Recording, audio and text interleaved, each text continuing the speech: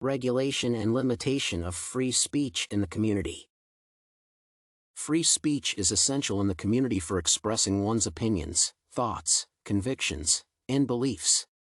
Furthermore, free speech permits individuals to genuinely engage in democracy and the development of society by discussing problems that impact citizens' regular lives frankly and publicly without fear. However, excessive freedom of expression in some circumstances is highly destructive to the country, and the government restricts freedom of speech in such situations by regulations that must be followed. This essay, therefore, justifies why the government or the community limits freedom of speech through regulations and addresses counterclaims for the restriction. The government may limit people's freedom of speech if their remarks or writing style endangers national security. This provocation might be intended to split the country and push it into a fierce fight to overthrow the government. In such cases, the law allows for the deprivation of one's right to free speech if it would endanger the citizens' and government's existence. The government may limit how much information the media provides on force deployment and keep it secret during the war. This is critical since the administration would want to remain unnoticed by the primary enemy, whose main goal is to capture the country's boundaries. Furthermore, various governments have overused the concept of national security to shield themselves from public criticism throughout history. This has become an issue today, and many people wonder if restricting free speech in the name of national security has any relevance in the modern world. When a false remark is made against a person, the state's common laws and statutory laws govern and limit or restrict the press or a person's freedom of expression, depending on the damage caused.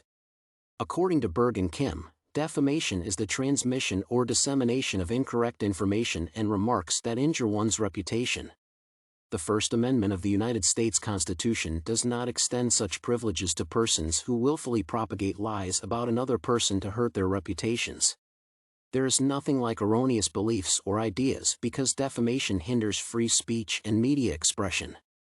On other occasions, however, the world has observed conditions of deception and facts that target members of society and are purposefully shot to ruin their reputations.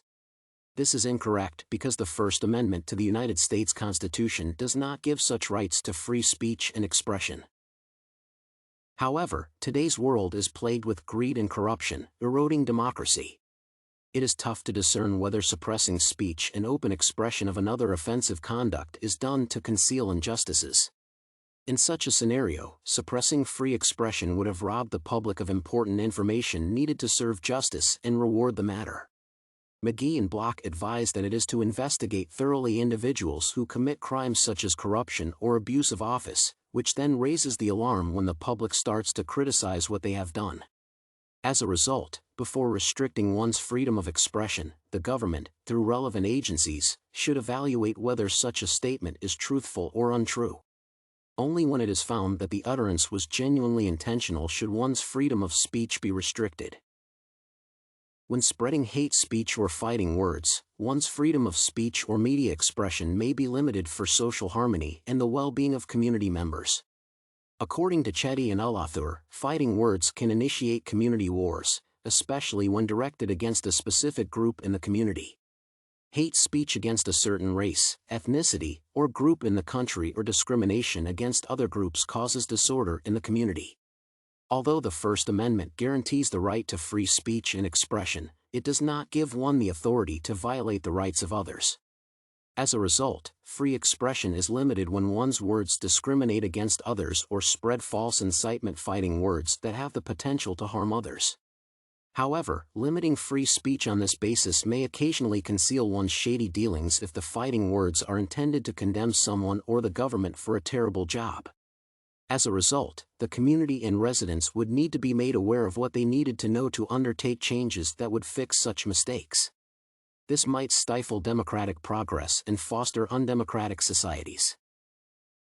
Concluding the discussion, this paper has discovered that free speech and media expression in the community foster democracy. However, in some instances, free speech and expression in the community can be harmful and lead to a bloodbath if not supervised. As a result, the government can limit free expression under the Constitution's First Amendment and has the power to limit one's freedom of speech and expression.